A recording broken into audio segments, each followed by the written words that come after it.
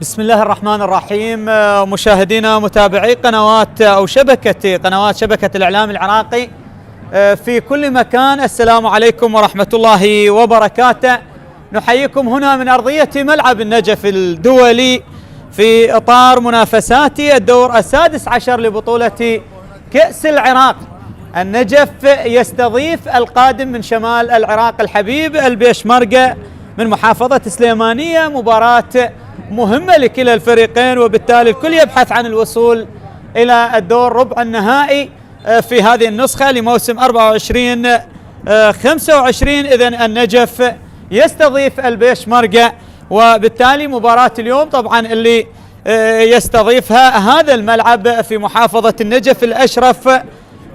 اليوم هذه المواجهة سيديرها طاقم تحكيم أمامك هذا الواضح بالصورة، السيد فيد كريم حكما لوسط أرضية الملعب، يساعد كل من واثق مدلل كحكم مساعد أول ومساعد ثاني رحيم فليح، بينما حكما رابعا السيد حامد علي، ويتواجد هناك في غرفة الفار ليث فرحان مع جهاد عطية. بانتظار صافرة البداية، نعم على بركة الله تعالى تنطلق صافرة السيد فيد كريم لتعلن بداية وأحداث هذه المباراة في الدور السادس عشر لبطولة كأس العراق.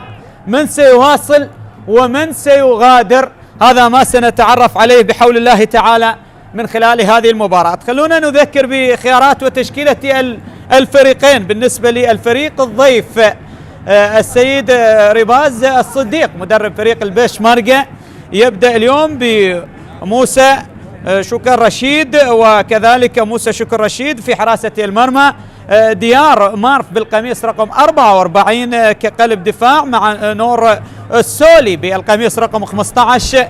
لديهم نجم الدين عثمان على الجهة اليسرى بالقميص رقم 18، وسالار حسين قائد الفريق بالقميص رقم 19 على اليمين، بهست هاوري بالقميص رقم 4، مامن لاوالي بالقميص رقم 5، هيران محمد بالقميص رقم 40، آريان جوهر بالقميص رقم 14.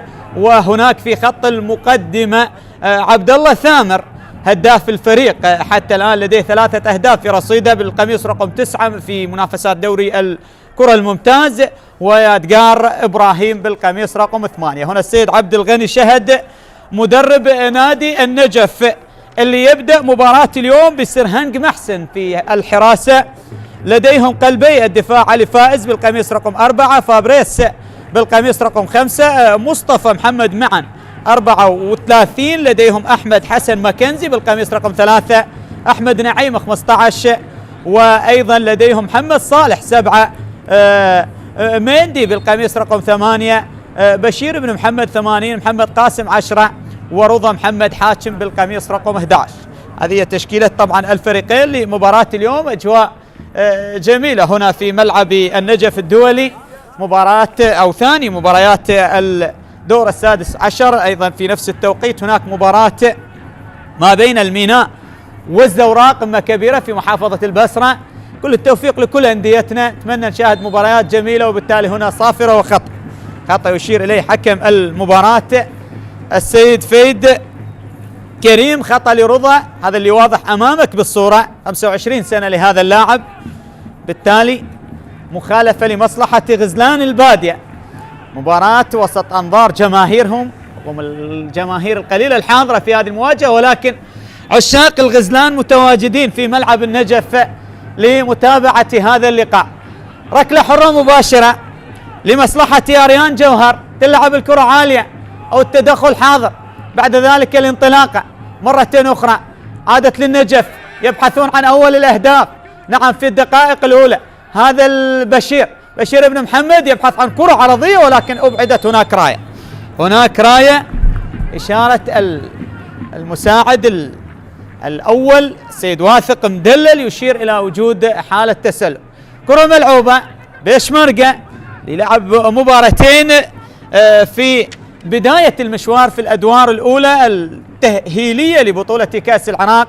تفوق على الفهد هناك من محافظة الرمادي بفارق ركلات الحظ الترجيحية بعد التعادل الإيجابي 1-1، وبعد ذلك تمكن من إقصاء نادي كربلاء بعد التعادل 0-0. هنا محاولة كرة ملعوبة ولكن تدخل وإبعاد إلى ركلة ركنية. تعادل مع كربلاء في محافظة كربلاء بدون أهداف، وتفوق بفارق ركلات ترجيح ب4 أهداف مقابل هدفين ليصل هنا لمواجهة نادي النجف. ركلة ركنية، تعادل السلبي. هنا جماهير النجف حاضرة في مدرجات أرضية ملعب النجف الدولي. لدينا هذا اللاعب آريان جوهر صاحب القميص رقم 14 البيشمرقة، يلعب ضمن الدوري العراقي الممتاز، وبالتالي كرة ملعوبة وتدخل. لا زالت الكرة بحوزة لاعبي البيشمرقة، كرة ملعوبة داخل المنطقة رأسية مبعدة. دفاعات النجف هنا المتراجع للخلف مندي هذا السنغالي في تشكيلة السيد عبد الغني شهد، وبالتالي صافرة وخطأ. سيد فهد كريم قريب أشار لوجود مخالفة. هذا لاعب جيد آريان جوهر بالنسبة لخيارات السيد ريباز الصديق مدرب البيشمرقة القادم من سليمانية. نعم، خطأ ومخالفة لمصلحة البيشمرقة هنا في هذه اللحظات. هنا مصطفى محمد معا ليمثل الزوراء الشرطة الجوية، وبالتالي اليوم يلعب لنادي النجف. كرة ملعوبة عالية لكن سهلة بأحضان أو بقبضة الحارس سرهنج محسن. سرهنج محسن يلعب له كرة لمصلحة نادي النجف، وبالتالي يبقى التعادل بدون أهداف حتى الآن في بداية أحداث شوط المباراة الأول 0-0. آخر مشاركة كانت أو آخر مباراة ضمن الدور السادس عشر لنادي النجف في الموسم الماضي خسر أمام القوة الجوية بفارق ركلات الحظ الترجيحية بعد أن تعادل معه بدون أهداف في المباراة التي جمعتهم في محافظة النجف على أرضية هذا الملعب. كرة تعود سهلة للحارس موسى في اللقطة الماضية. يشمرقة يعلم صعوبة هذه المواجهة ويعلم بأن المباراة ما راح تكون سهلة، ولكن لا مستحيل في كرة القدم، كل شيء وارد في عالم المستدير المدور. كرة ملعوبة وسط الملعب، استلام لكن تدخل وإبعاد دفاعي لمصلحة الغزلان. غزلان البادية، كرة إلى رمية تماس، هذا هو رضا الواضح بالصورة. الكرة تعود مرة أخرى لديار، لديه بطاقة صفراء في مشواره في بطولة كأس العراق، وبالتالي الكرة منقولة للسولي. سولي يحاول، بعد ذلك التدخل موجود والكرة أبعدت من هناك. مشاهدينا الكرام، نقلة أمامية أقرب لعلي فايز، أقرب لعلي فايز في اللقطة الماضية، يعيدها لحارس مرمى سرهنج محسن. مباراة في دقائقها الأولى أكيد راح يكون فيها حذر، راح يكون فيها جس نبض بالنسبة لكلا الفريقين، وبالتالي نقلة لنادي النجف على الطرف. رضا يحاول يبحث عن الكرة العرضية، يتقدم من هناك، تمريرة لمحمد قاسم. محمد نجم نادي النجف في هذا الموسم، تألق مع الغزلان، لديه 7 أهداف على مستوى دوري نجوم العراق، وبالتالي هو ربما سيلعب فيها الجولة 22 أمام نادي القاسم في ملعب الفيحاء في دورينا اللي سينطلق إن شاء الله تعالى الجولة 22 في شهر رمضان المبارك. نسأل الله أن يكون شهر خير على كل أبناء شعبنا العراقي وعلى الأمة الإسلامية. هذا الواضح بالصورة أمامك مامان لو وايلي لاعب فريق البيشمرقة. كرة منقولة بالراس، تدخل لفابريس، لكن بعد ذلك الصافرة تأتي والخطأ لمصلحة نادي النجف، خطأ لمصلحة فابريس. هذا من توغو، لديه 28 سنة، وبالتالي يلعب ضمن صفوف نادي النجف. كرة تعود مرة أخرى علي فايز. علي لاعب منتخبنا الوطني مثل الكثير من الأندية العراقية والعربية الخارجية، وبالتالي مثل نادي الطلبة، الشرطة، أربيل، الكرخ، القادسية. كرة ملعوبة هنا تصل أقرب لحارس المرمى، سهلة تصل لي موسى شكر، هذا الحارس اليوم اللي يتواجد كحارسا أساسيا بديلا لأيوب محمد. أيوب الأكثر مشاركات مع البيشمركة على مستوى الدوري، 17 جولة في الدوري الممتاز، يقف في المركز الثالث عشر، لديه 21 نقطة في ترتيب الدوري العراقي الممتاز. كرة ملعوبة تعود لمصلحة بيشمركة، وسط الملعب هيران محمد حاول ينقل كرة على الطرف للاعب أريان جوهر، لاعب يتحرك بشكل جيد، وبالتالي يحاول ينقل كرة من هناك. عادت بعد ذلك يحاول البيشمركة رغم أن المباراة هنا في ملعب النجف، ولكن يريد أن يؤكد بأن حضوره لم يأتي من فراغ في بطولة كأس العراق أمام فريق كبير بحجم نادي النجف اللي كما ذكرنا شارك في كل النسخ بالنسبة لبطولة كأس العراق ابتداء من عام 75. أول مباراة خاضها أمام نادي الشباب، وبالتالي فاز بهدف مقابل لا شيء على ملعب الإدارة المحلية في محافظة النجف. لم يغب عن أي نسخة من مشاركات أو بطولة كأس العراق حتى الآن. واصل أحبتي الكرام مشاهدينا في كل مكان، كل الأمور تسير بشكل مثالي، وبالتالي ننتظر ونواصل ونتابع معكم هنا في أرضية ملعب النجف الدولي.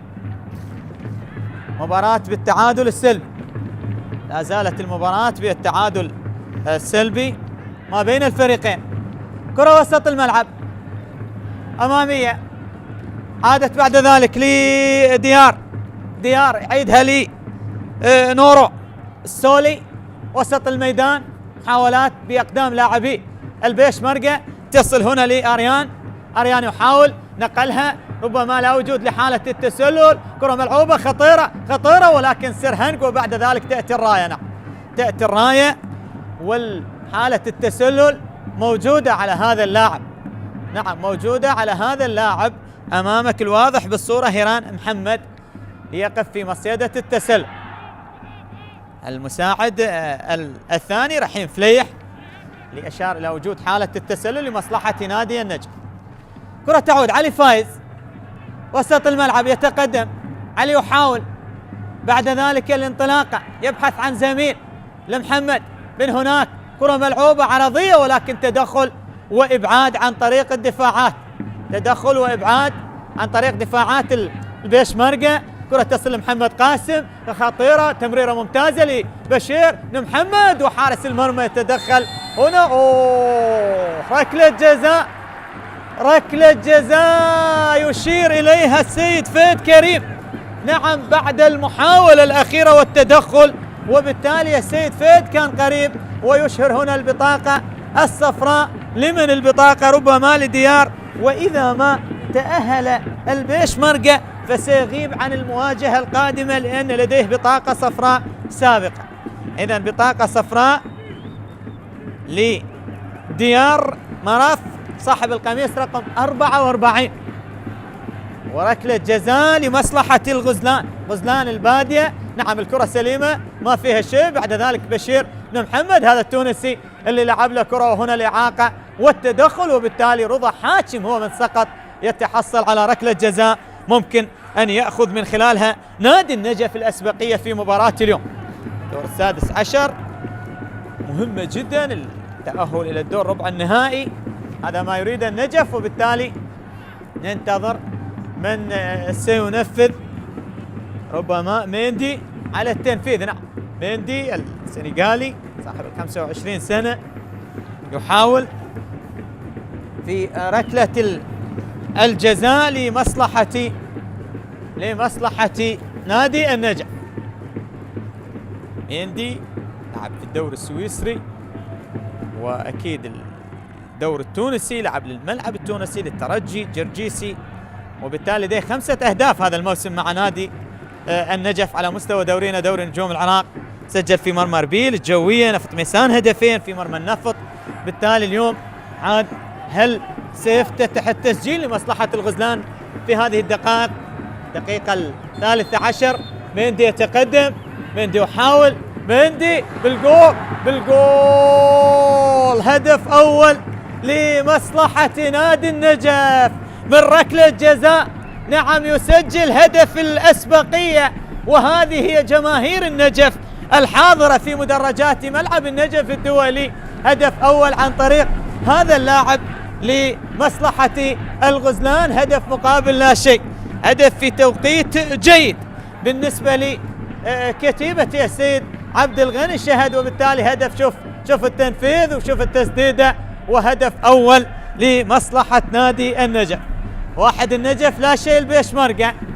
مباراة كما ذكرنا مشاهدينا الكرام ما راح تكون سهلة على أبناء ريباز الصديق مدرب فريق البيشمركة، هذا الفريق القادم من شمال العراق من محافظة سليمانية، وبالتالي كرة منقولة، نجف يبحث عن الثاني، هذه واحدة تصل لمحمد قاسم لكن التدخل حاضر، وبعد ذلك قطع الكرة صافرة وخطأ. بيشمركة اللي تعادل في مباراته الأولى في مشواره أمام نادي الفهد بهدف لهدف، تمكن من الفوز بركلات ترجيح، بعد ذلك التعادل مع كربلاء، وأكيد الوصول إلى الدور السادس عشر، وبطل حقق لقب دوري الدرجة الأولى في موسم 2009 بعد أن تصدر مجموعته وتأهل للدور الممتاز، وفاز في المباراة النهائية الفاصلة على حساب نادي الجيش ب3 أهداف مقابل لا شيء. فريق جيد يمتلك عناصر جيدة، أغلب الأسماء الحاضرة اليوم مع البيشمركة هي مختلفة تماما عن الأسماء اللي شاركت في الموسم الماضي واللي خسرت لقائها أمام نادي القاسم في الأدوار الإقصائية لبطولة كأس العراق. هنا خطأ لمصلحة بيشمركة، كرة ملعوبة داخل المنطقة ولكن رأسية علي فايز يتدخل، بعد ذلك محاولة التسديدة حلوة التسديدة لسولي، ولكن هذا الواضح أمامك بالصورة. نعم سولي هذا من دولة غانا، وبالتالي يلعب اليوم كقلب دفاع بالنسبة لي البيشمركة. هذا السيد عبد الغني الشهد اللي شاهدناه قبل قليل باللقطة. كرة تعود لعلي فايز، النجف يبحث عن هدف ثاني. جماهير النجف وعشاق هذا الفريق دائما يبحثون عن المزيد، يبحثون عن النتائج الجيدة بالنسبة لنادي النجف، سواء في بطولة الكاس أو حتى على مستوى بطولة الدوري العراقي، دوري نجوم العراق. مشاهدينا الأحبة لازلنا نراقب ولازلنا نتابع أجواء هذا اللقاء، مباراة جيدة حتى الآن ما بين نادي النجف ونادي البيشمركة. كرة ملعوبة على الطرف الآخر لكن تدخل حاضر، تدخل موجود من هناك لمصلحة البيشمركة، ربما احتسب خطأ، خالف حكم المباراة. هذا هو اللاعب سالار حسين، واحد من نجوم فريق البيشمركة، قائد الفريق. نعم لاعب جيد ولاعب مهم جدا بالنسبة للسيد ريباز الصديق مدرب فريق البيشمركة. كرة تعود نجفية تصل لفابريس، نقل له كرة في وسط الملعب، محمد قاسم، محمد نقل له كرة من هناك عن طريق أحمد نعيم، بعد ذلك عادت في وسط الملعب لفابريس، عودة لعلي فايز، علي نقلة لمندي وسط الملعب. النجف حاول أن يسيطر على أجواء شوط المباراة الأول، لكن هنا تدخل وقطع الكرة، بعد ذلك يعتمدون ربما على الكرات المرتدة السريعة البيشمركة في هذا اللقاء، ولكن الكرة أقرب للحارس سيرهنج محسن حارس مرمى نادي النجف. كرة منقولة خطيرة لبشير محمد، ممكن ثاني ولكن حارس المرمى يتدخل، ولا زالت الخطورة، وهنا التصدي لمصلحة الدفاعات. النجف يضغط، النجف يشكل خطورة في هذه الدقائق، وهذه محاولة بعد ذلك الإبعاد، وهنا مندي، وتابع مندي النجف لا يكتفي بالهدف الوحيد اللي يسجله من ركلة جزاء، ولكن يريد المزيد في هذه المواجهة. إذن هدف مقابل لا شيء حتى الآن، هدف مقابل لا شيء حتى الآن في أجواء هذا اللقاء. مشاهدينا الكرام في كل مكان، شوفوا الإعادة، شوفها في اللقطة الماضية، بعد ذلك التدخل كان حاضر وموجود لمصلحة الدفاعات، حارس المرمى ودفاعات البيشمركة، وتبقى النتيجة بهدف مقابل لا شيء. بالسلامة إن شاء الله، بالسلامة. أكثر من حقق لقب بطولة كأس العراق الزوراء، 16 لقب. هنا اللقطة على رباز صديق مدرب البيشمركة، وأيضا السيد وسام محمد مدير الفريق، وبالتالي تبقى الأفضلية لنادي النجف.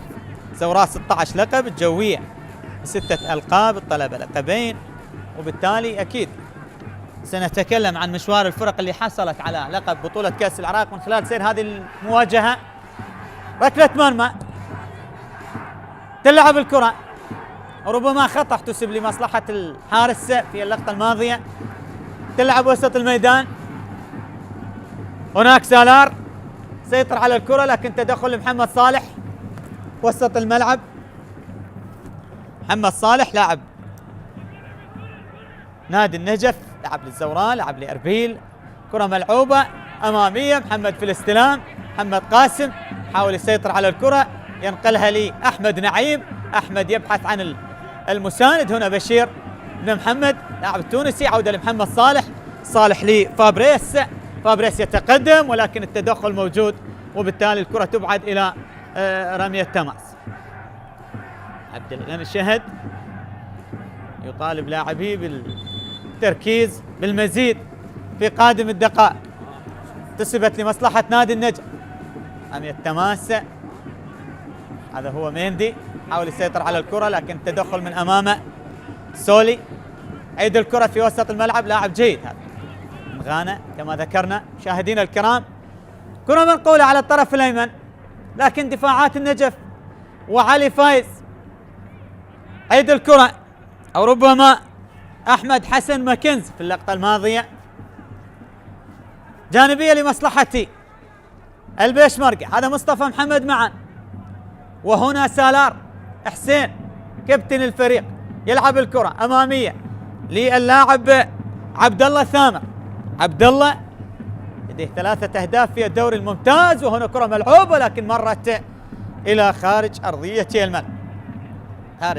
الملعب، وصلت من هناك مشاهدينا الأحبة في كل مكان عبر قنوات شبكة الإعلام العراقي، نقل المباشر هنا لمباريات بطولة كأس العراق الدور 16. لدينا العديد من المباريات، يوم 4 مباريات تقام. الميناء يستضيف الزوراء، القوة الجوية أمام القاسم، مباراة كبيرة. هوك مع ميسان، نوروز غدا سيستضيف الحسين، الطلبة مع أمانة بغداد، والشرطة مع الموصل، وزاخو مع القرب. هذه مواجهات الدور 16. لكن هنا صافرة السيد فهد كريم تشير إلى وجود مخالفة وخطأ. حكم جولة محافظة كربلاء حكم جيد، وبالتالي يدير أحداث هذا اللقاء. كرة تعود نجفية، وصلت من هنا، رضا يحاول لكن التدخل من أمامه للسولي، سيطر على الكرة، حاول أمامية مرة أخرى لأريان جوهر، لكن القطع حاضر. دائما الكرات مقطوعة في وسط الملعب، وهذا مندي لعب له كرة لمحمد قاسم، ممكن ثاني جول لغزلان البادية عن طريق الفتى المدلل ونجم الموسم. نعم، محمد قاسم هنا وسط فرحة الجماهير المتواجدة على مدرجات ملعب نادي النجف، الصغير والكبير، اليوم الكل حاضر هنا. وهذا محمد قاسم اللي يسجل هدف جميل ورائع. شوف التمريرة اللي وصلت من مندي، بعد ذلك خلاص محمد قاسم يضعها في الشباك ويعزز من أفضلية نادي النجف بهدف ثاني. حلوة لمحمد، ممتازة الكرة، لاعب جيد، لاعب رائع جدا، وربما نقول ونتوقع أن يكون ضمن قائمة السيد كاساسة اللي ممكن أن تعلن في الأيام القليلة القادمة لمواجهة الكويت وفلسطين في تصفيات كأس العالم. كل التوفيق لمنتخبنا الوطني، وكل التوفيق لكل من يمثل شعار المنتخب الوطني. إن شاء الله نشاهد منتخبنا في نهائيات كأس العالم 26 بحول الله تعالى، سواء محمد قاسم أو أي لاعب يتواجد، نتمنى له التوفيق في مسيرته مع أسود الرافدين. الكرة مبعدة لخارج أرضية الملعب. هنا السيد عبد الغني شهد أكيد ارتياح لنتيجة اللقاء، هدفين في الدقيقة أو نصف الشوط الأول، دخلنا في الدقيقة 25 ولا زالت الأفضلية للغزلان، غزلان البادية، هدفين مقابل لا شيء. رضا حاتم عيد الكرة لأحمد نعيم، وصلت لمحمد صالح، صالح يعيدها هناك لعلي فايز، علي فايز مرة أخرى ماكنزي أو محمد صالح لفابريس وسط الملعب، محمد يعيدها لفابريس، كرة ملعوبة أمامية، يبحثون عن محمد قاسم الخطير، والكرة ملعوبة ولكن التدخل بعد ذلك والإبعاد. آريان جوهر عيد الكرة، لاعبي النجف يتمركزون بشكل جيد في وسط الملعب، وبالتالي كرة منقولة، لكن سرهنج يتدخل في الوقت المناسب. تمركز جيد لسرهنج محسن حارس مرمى نادي النجف، بالتالي قطع الكرة في وسط الملعب. أريان ينقل له كرة هناك لمصلحة عبد الله ثامر، عبد الله قطعت الكرة كالعادة، أغلب كرات البيشمركة تنتهي بأقدام لاعبي محور نادي النجف، وبالتالي التدخل وقطع الكرات. عودة لماكنزي، هناك ينقلها للأمام لمحمد قاسم، ولكن بعد ذلك مامان حاضر في وسط الملعب، هذا هو مامان يتقدم أمامية لآريان جوهر، يبحث عن هيريان محمد، هيريان يتقدم، هيريان لا زال يحافظ على الكرة، يبحث عن مساندة عن زميل، تمريرة ممتازة لعبد الله، وهنا التدخل، ركلة جزاء ربما نعم للبيشمركة. هذا اللاعب اللي تكلمنا عنه واحد من الأسماء المميزة في الدوري العراقي الممتاز، وبالتالي سجل 3 أهداف مع البيشمركة، ويتحصل على ركلة جزاء. هذه اللقطة مع علي فايز، بالتالي السيد فهد كريم اللي يحتسب ركلة جزاء مع وجود بطاقة صفراء لعلي فايز، بطاقة صفراء وركلة جزاء. وهنا عبد الغني شهد ربما غير راضي على اللقطة الماضية علي فايز. على العموم ركلة جزاء لمصلحة البيشمركة، هل ينجح من تقليص الفارق؟ ننتظر. هنا لاعب يشكو ربما من إصابة ساقط على أرضية الملعب، وحكم المباراة قريب، وبالتالي يطمئن على سلامة اللاعب. أيضا لدينا نادي الجيش حقق اللقبين لبطولة كأس العراق، نادي الشرطة لقب، وكان آخر لقب في الموسم الماضي على حساب القوة الجوية. الصناعة كذلك لديها لقب، نادي الرشيد لقبين، وبالتالي الفرق التي حصلت على لقب بطولة كأس العراق. ننتظر ونراقب مشاهدينا الكرام. ركلة جزاء لمصلحة البيشمركة، بيشمركة نتائجه ربما نوعا ما متواضعة في بطولة كأس العراق، ولكن اليوم هذا هو سالار حسين، سالار قائد الفريق هو من سينفذ ركلة الجزاء أمام سيرهنج محسن. هل ينجح سالار؟ يتقدم سالور، يا سلام يا سلام على سالار، حسين حطها بشكل مميز ويسجل هدف أول لمصلحة البيشمركة ويقلص الفارق في هذه المواجهة أمام نادي النجف. 2-1 الآن صارت نتيجة أحداث هذا اللقاء، وندخل في الدقيقة 29 من عمر شوط المباراة الأول. مشاهدينا الكرام، لازلنا معكم عبر قنوات شبكة الإعلام العراقي، والأفضلية لمصلحة أصحاب الديار. نادي النجف بهدفين مقابل لا شيء.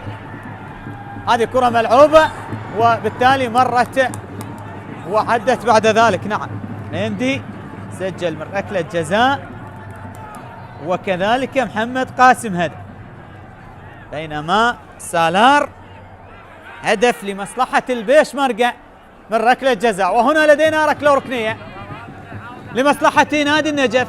محمد قاسم على التنفيذ، كرة ملعوبة داخل المنطقة بالراس، خطورة عدت، مرت وعلت العارضة في اللقطة الماضية. كرة خطيرة جدا كانت لمصلحة نادي النجف، ولكنها تحولت بعد ذلك. نعم، رضا، يبدو رضا حاتم اللقطة الماضية اللي حاول مع الكرة وبعد ذلك تحولت إلى خارج أرضية الملعب. تبقى نتيجة المباراة بهدفين مقابل 1 لمصلحة البيشمركة.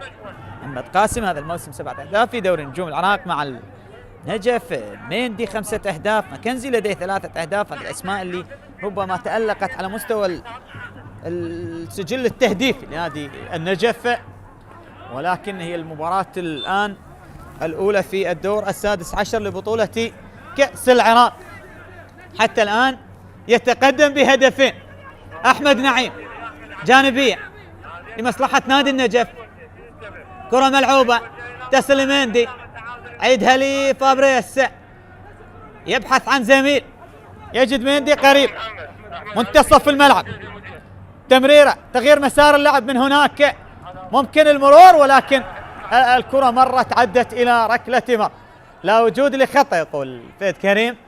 وبالتالي هذا أحمد نعيم لاعب ومدافع نادي النجف، وهنا مصطفى محمد معا اللي حاول في الكرة الماضية، لكن بعد ذلك تدخل وقطع الكرة عن طريق الدفاع. عادت للبيشمركة وسط الملعب، محاولات مستمرة. مشاهدينا الكرام، هنا هيران محمد حافظ على الكرة، ينقلها لزميله، هناك آريان جوهر، بعد ذلك تصل الكرة، محاولة ليادقار إبراهيم. حتى الآن لم يظهر مهاجمي البيشمركة، لكن هذه محاولة وتسديدة، وسرهنج يتحصل على الكرة باستثناء المحاولة اللي تحصل من خلالها عبد الله ثامر على ركلة جزاء. لم نشاهد خطورة حقيقية على مرمى سرهنج محسن من خلال الدقائق اللي انقضت لشوط المباراة الأول. فابريس سيطر على الكرة، يعيدها لأحمد نعيم، نادي النجف، واحدة لعلي فايز، علي فايز، من هناك محاولات فابريس، تمريرة لمحمد قاسم، ولكن التدخل حاضر.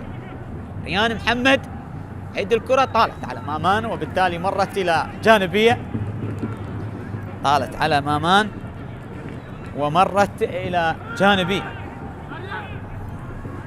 مامان هو الدولي النيجيري، وبالتالي يلعب ضمن صفوف نادي البيشمركة. كرة ملعوبة، ميندي يحاول يتقدم، ولكن التدخل من أمام، تدخل دفاعي.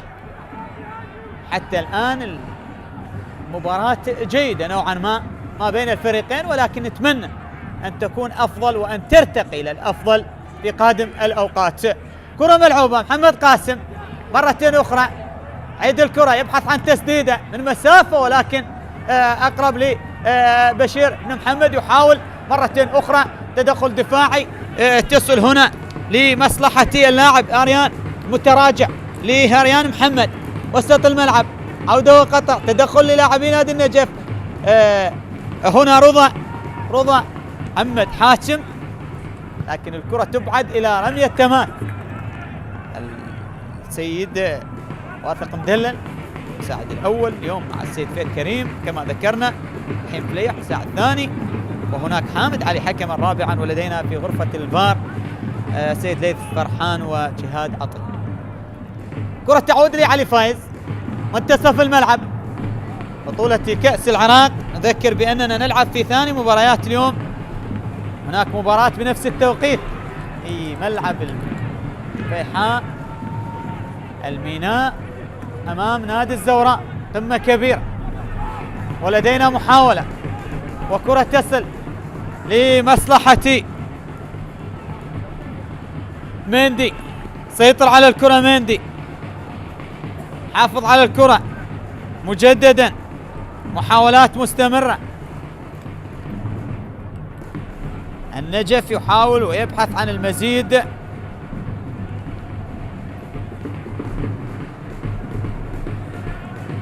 هناك لا زال ايضا التعادل ربما قائم ما بين الزوراء والميناء حتى الان بدون اهداف. اذا احبتي الكرام، كرة منقولة لمصلحة نادي النجف، رضا يسيطر على الكرة، يعيدها لي فابريس، يتقدم يحاول وسط الملعب. هذا اللاعب اكثر من لمس الكرة، لاعب يتحرك بشكل جيد بالنسبة للبيش مرقة صاحب القميص رقم 14 اريان جوهر. بالتالي يعيد له كرة من هناك على الطرف على اليمين، حاول عودة بيش مرقة، هل ينجح في العودة لأجواء المباراة أم إننا سنشاهد هدف قادم للغزلان؟ ننتظر ونتابع مع أمنياتنا بالتوفيق للجميع. كرة ملعوبة مندي وسط الملعب، جماهير النجف المتواجدة في مدرجات هذا الملعب، لكن هنا الانطلاقة لبشير، حاول التونسي ينقل له كرة لمحمد قاسم، تسديده، الله الله يا محمد يا قاسم، هذه كراته اللي عودنا عليها، هذه الكرات الجميلة الرائعة جدا لمحمد قاسم. ولكن موسى رشيد نعم يتألق ويتصدى لمحاولة محمد قاسم، شوفها بالإعادة، يا سلام يا سلام على التسديدة وأروع التصدي لحارس المرمى، وبالتالي ركلة ركنية لمصلحة نادي النجم. حلوة الكرة، حلوة التصويبة، حلوة التسديدة، ولكن أجمل وأروع لحارس المرمى. ركلة ركنية هنا لمصلحة نادي النجف، حتكون عن هدف ثالث. تلعب الكرة عالية بالراس، تبعد عن طريق السولي، نعم يبعد الكرة لكن عادت لي ماكنزي، يحاول يتدخل ويسدد ولكن أقرب لأحضان الحارس. حتى الآن الأمور مستمرة مشاهدينا الكرام لمصلحة نادي النجف في هدفين مقابل واحد. كرة ملعوبة، هيران محمد، قطعت الكرة من أمامه، عادت لي بشير، محمد حاول ينقلها لمحمد صالح لأحمد نعيم، يحاول يتقدم يكسب مخالفة. نعم هناك خطأ، صافرة السيد فهد كريم تشير إلى وجود المخالفة لهذا اللاعب لأحمد نعيم، يكسب خطأ وركلة حرة مباشرة في مكان جيد لمصلحة نادي النجم. هكذا أماكن دائما تشكل خطورة على حارس المرمى، ولذلك ننتظر عاد من سينفذ لنادي النجف. حرة مباشرة، دخلنا في الدقيقة أو شكنا على نهاية الدقيقة 37 من شوط المباراة الأول. مشاهدينا الكرام عبر قنوات شبكة الإعلام العراقي، تبقى الأفضلية لنادي النجف، بطولة كأس العراق الدور السادس عشر في مباراة النجف والبيش مرقة على أرضية هذا الملعب، ملعب النجف الدولي اللي يحتضن هذه المواجهة. هنا الكادر المعالج الطبي، وبالتالي هنا السيد عبد الغني شهد، ونظرات وأيضا رباز صديق ليعطي بعض التعليمات للاعبين، طالبهم بتهدئة الأمور بالتركيز في هذه الدقائق. هذا ينهي شوط المباراة الأول بهذه النتيجة، وبعد ذلك يكون هناك تفكير وحلول لكلا المدربين. ننتظر بالسلامة لأحمد نعيم، بالسلامة للاعب نادي النجم. هذا ماكنزي لاعب منتخبنا الوطني، ولاعب نادي النجف، وبالتالي ركلة حرة مباشرة. حرة مباشرة تلعب باتجاه المرمى، التسديدة حلوة التصويبة رائعة، ولكن تدخل لموسى اللي أبعدها إلى خارج أرضية الملعب. تدخل وإبعاد.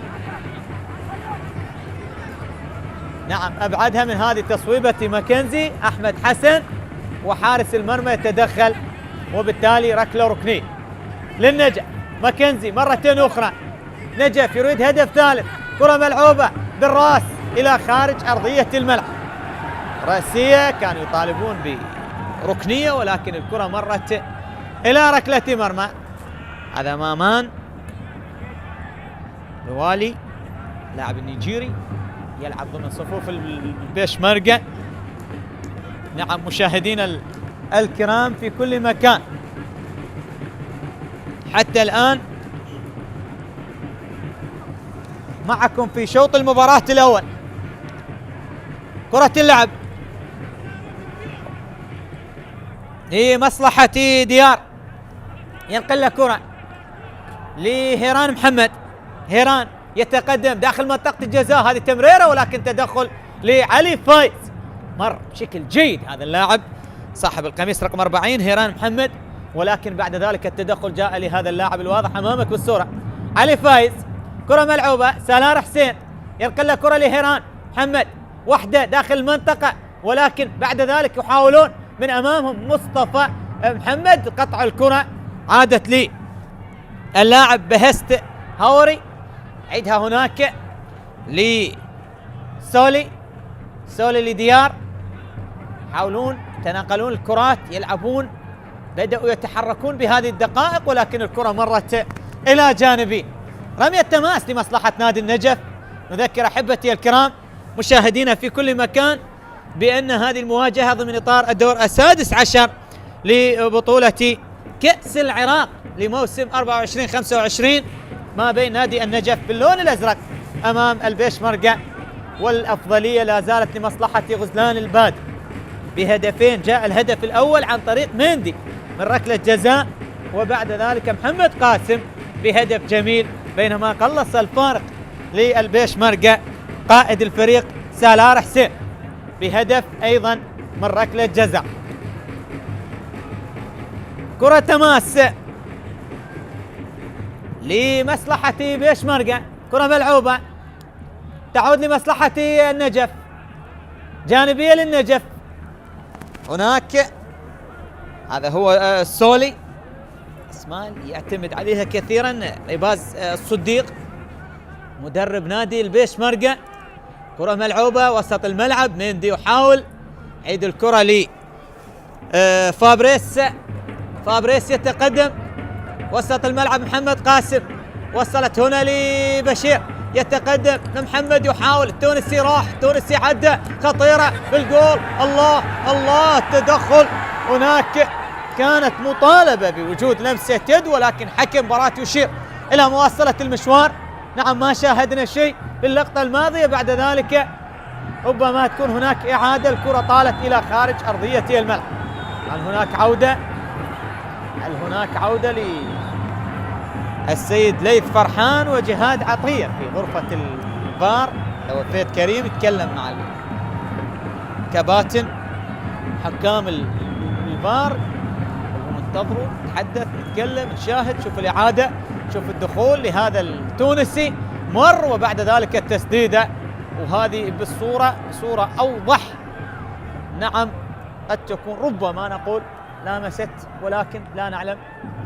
على العموم القرار يبقى لحكم المباراة وحكام الفار، هم من يقررون هذه اللقطة وهذه الكرة.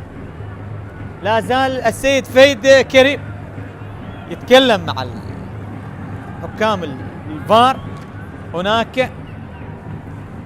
مشاهدينا الكرام، من سينتصر في مباراة اليوم، من سيتأهل إلى الدور ربع النهائي؟ تلقى نشاهد أم ريباز الصديق أكثر مدرب حصل على الألقاب في بطولة كأس العراق، والسيد أنور جسام 5 ألقاب مع نادي الزوراء. بعد ذلك يأتي أيضا فلاح حسن مع الزوراء، هذا هو السيد عبد الغني الشهد يتأمل وينتظر ويراقبون القرار. الكل يترقب، الجماهير، عشاق الفريقين. بالتالي فيد يعود لغرفة الفار للفيديو.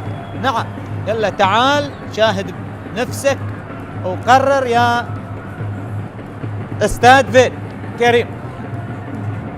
إذن هل هناك ركلة جزاء أم ماذا؟ ننتظر قرار حكم المباراة السيد فيد كريم. هذا هو فيد شاهد الحالة، يدقق مع السيد ليث فرحان وجهاد عطية. وهذه اللقطة بالإعادة شاهدوها. نعم صعبة، ولكن قرار يبقى لحكم المباراة. أيضا لدينا ثائر أحمد، السيد ثائر أحمد لقبين مع نادي الطلبة، عدنان حمد لقبين مع الزوراء، أيوب وديشو مع القوة الجوية أيضا لقبين، مؤمن سليمان المصري لقب مع القوة الجوية ولقب مع الشرطة، لقبين في المواسم الأخيرة 22 23 و23 24 مع نادي الشرطة. حقق بطولة كأس العراق، لكن يبقى نادي الزوراء الأكثر حصولا 16 لقب. إذن فيد كريم يعود. ما هو القرار؟ لا وجود لشيء، لا وجود لركلة جزاء. نعم، يشير إلى مواصلة المشوار، كرة والتسديدة ومرت إلى خارج أرضية الملعب. بعد ما عاد بنفسه وشاهد لم يجد أي شيء من أجل منح ركلة جزاء. نعم، هذه اللقطة لم تلامس يد اللاعبين، وبالتالي قرار حكم المباراة بعدم احتساب ركلة جزاء. كرة مرت إلى خارج أرضية الملعب.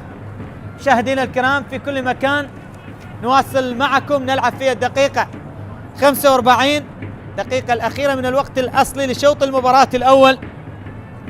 ولا زالت الأمور بأفضلية نادي النجف في هدفين. هذه محاولة لمصلحة نادي النجف على الجهة اليسرى، عادها لأحمد نعيم، لكن تدخل وقطع. إيران محمد نقل له كرة سريعة من هناك، ممكن يعدي، ممكن يدقار إبراهيم، ولكن طالت الكرة وأقرب لسرهنج محسن. سرهنج ينقل له كرة لي فابريس لميندي، ميندي يعيدها لي فابريس. يحاول نادي النجف أن ينهي شوط المباراة بهذه النتيجة. هناك 5 دقائق كوقت محتسب بدل من الضائع بتقدير حكم المباراة السيد فيد كريم، حكم جيد، واحد من الحكام المميزين في هذا الموسم، وبالتالي أدار العديد من مباريات دوري نجوم العراق، وبالتالي واصل مشواره بشكل ممتاز. كرة تعود هنا، لمسة لمصلحة أو تدخل دفاعي لنادي النجف. أحمد في اللقطة الماضية، عاد الكرة وصلت لي سولي، سيطر على الكرة سولي، وسط الملعب تمريرة لمصلحة اللاعب بهست هوري، بهست نقلها لي اللاعب يادقار يسيطر على الكرة إبراهيم، ممكن التمريرة، ولكن القراءة كانت موجود دفاعات نادي النجف، والتدخل بعد ذلك تعود لمصلحة سالار حسين. سالار يبحث عن تمريرة، سالار يحاول نقلها لهيران محمد، هيران يتقدم لكن من أمامه، شوف الضغط اللي عامله لاعبي نادي النجف. بعد ذلك مامان يعيدها لي بهست، يحاول يسيطر على الكرة وسط الملعب. هل يعود البيشمركة في هذه اللحظات في الوقت المحتسب بدل من الضائع؟ ولكن الكرة طالت ومرت إلى خارج أرضية الملعب. ماكنزي واضح بالصورة أمامك. ننتظر نترقب في الأيام القليلة القادمة ربما القائمة النهائية لسود الرافدين. هناك العديد من الأسماء اللي تألقت في دورينا في الفترة القليلة الماضية، وبالتالي ربما تكون هناك أسماء جديدة لقائمة السيد كاساس. ننتظر، ولكن بالنهاية نتمنى التوفيق لمنتخبنا بحول الله تعالى. مباراتين مهمتين في شهر رمضان المبارك، إن شاء الله تكون الأمور مباركة على الجميع. كرة تعود لبيشمركة، بهست يحاول نقلها لعبد الله تامر، حاول يتقدم ولكن الصافرة والخطأ. نعم خطأ، أو هذا يا دقار إبراهيم هو من كسب المخالفة. حاول يمر، حاول يعدي، لكن بعد ذلك محمد صالح كان في التدخل. محمد صالح صاحب القميص رقم 7 لنادي النجف. إذن هل سينهي نادي النجف أفضليته بشوط المباراة الأول بهدفين مقابل 1 أم سيكون هناك كلام في الدقائق القليلة المتبقية؟ لازلنا نواصل مشاهدينا الكرام في كل مكان. هذه كرة ثابتة تلعب داخل المنطقة بالراس، خطيرة، لا زالت المحاولة، وسيرهنج يتدخل وهناك صافرة، هناك خطأ. يقول حكم المباراة بالسلامة لسيرهنج محسن، بالسلامة بعد الاصطدام الأخير في اللقطة الماضية. إذن سلامات لسيرهنج حارس مرمى نادي النجف، مثل أمانة بغداد قبل أن يأتي لنادي النجف، لديه 38 عام، وبالتالي سلامات لسيرهنج. اللقطة الأخيرة، وهنا السيد عبد الغني شهد حصل على لقب الدوري العراقي مع نفط الوسط لموسم 2014-2015، ووصيفا للدوري العراقي الممتاز مع نادي النجف في عام 2005-2006. حصل على المركز الثالث مع منتخبنا الأولمبي في بطولة آسيا 23 عام، وبالتالي التأهل إلى أولمبيات ريو جونيور هناك في البرازيل. مسيرة رائعة جدا. السيد عبد الغني شهد أيضا درب منتخبنا الوطني، وبالتالي مع نادي النجف يبحث عن إنجاز جديد سواء في بطولة كأس العراق أو حتى على مستوى بطولة دوري نجوم العراق. كرة تعود، محاولة، هنا أحمد نعيم عيدها لي فابريس، كرة عالية أمامية داخل المنطقة، هنا الاستلام ممكن، كرة خطيرة، ولكن سولي حاضر في التدخل الدفاع. هذا سولي يتقدم يبحث عن إبعاد الكرة، وبالتالي الكرة عالية طويلة وصلت سهلة لفابريس مدافع نادي النجف. خلاص نلعب في الثواني القليلة المتبقية، وبالتالي ربما نشاهد الصافرة. نعم، في هذه اللحظات تنطلق صافرة السيد فهد كريم لتنهي أحداث شوط المباراة الأول بتقدم نادي النجف بهدفين مقابل 1 للبيشمركة. سجل لنادي النجف مندي من ركلة جزاء، وكذلك محمد قاسم، بينما سجل للبيشمركة سالار حسين قائد الفريق أيضا من ركلة جزاء. إذن حتى نلتقيكم قبل بداية أو انطلاقة شوط المباراة الثاني نترككم بأمان الله وحفظه، والسلام عليكم ورحمة الله وبركاته.